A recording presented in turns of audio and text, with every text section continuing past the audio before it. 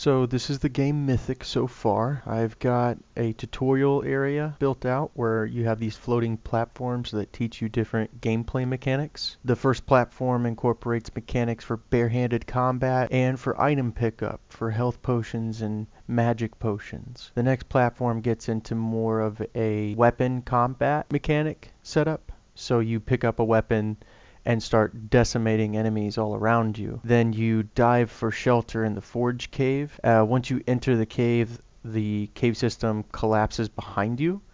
You'll then see a highlighted weapon pedestal located in front of you when you immediately come into the cave.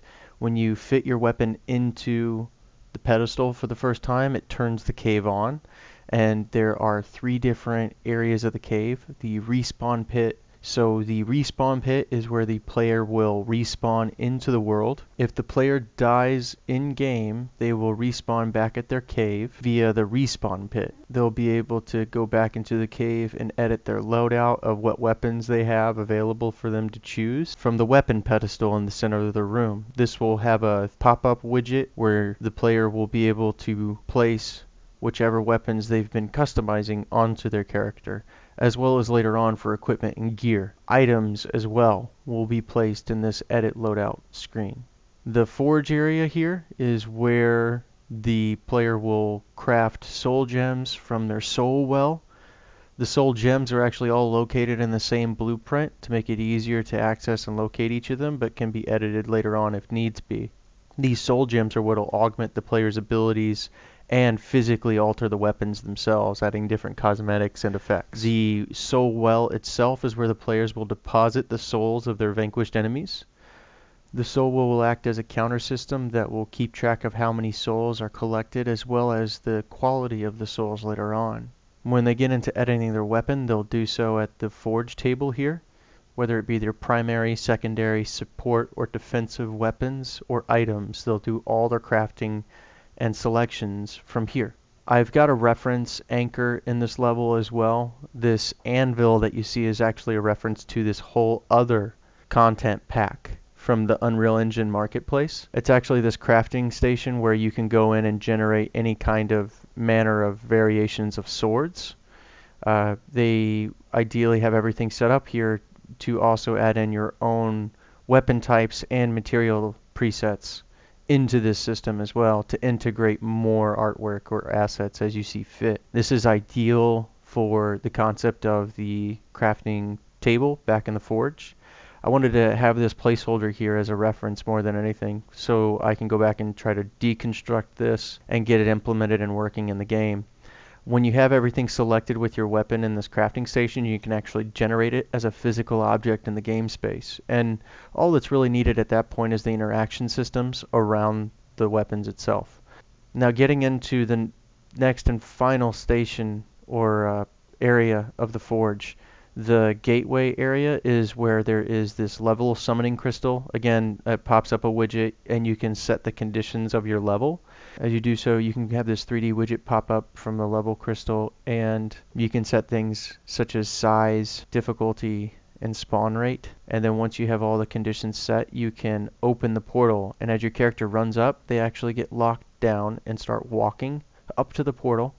As they do so, their weapons and loadout that they have selected at the weapon pedestal will literally teleport or appear into the socketed areas of the player character. Whenever the portal is opened and the player goes through, they'll be spawned into this open arena area. They have this spawn crystal where it's basically another widget crystal that they'll come up and set the conditions of whether or not they want the wave to start or go back to the cave. And they have city guards behind them here.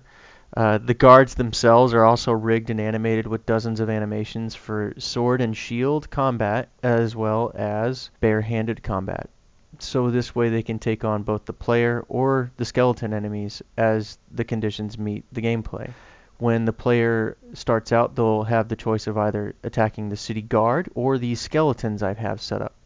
The skeletons themselves also likewise have dozens of animations rigged from zombie-like animations, and they will be able to be picked up and plugged and played with as the development goes forward.